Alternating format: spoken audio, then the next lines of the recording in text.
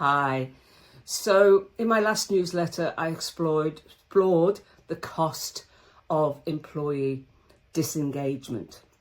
And based on research incorporated into the Gallup State of the Workplace Report 2024. And the numbers are scary. Gallup reckoned globally, based on their research, that disengaged employees are costing the world $8.9 trillion US, representing 9% of global GDP. And I also included a calculator based on Gallup's figures. So Gallup said that globally 17% of employees in an organisation are actively disengaged. Not just disengaged, but actively disengaged.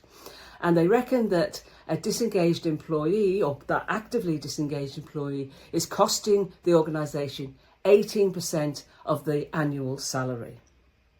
So if you're a US organisation, and I worked out the average wage from the statistics on the internet, you have 1,000 employees, 17%, 170 are actively disengaged, and that costs 18% of the employee's salary.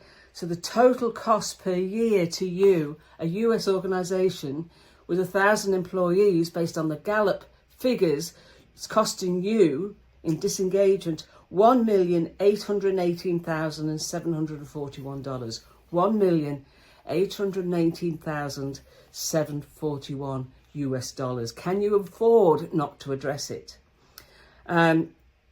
So I also talked about going beyond the annual and biannual employee surveys, because employee experience is not a point in time. Now, I also have a lot of time for the stuff that's put out by the company called Qualtrics. And if you haven't come across them, go and have a look at Qualtrics. And they also put together this illustration or graph, which I'll include in the newsletter this week.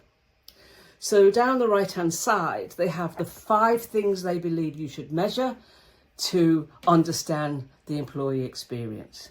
Engagement is one of those. Experience versus expectations, the intent to stay. Inclusion and well-being.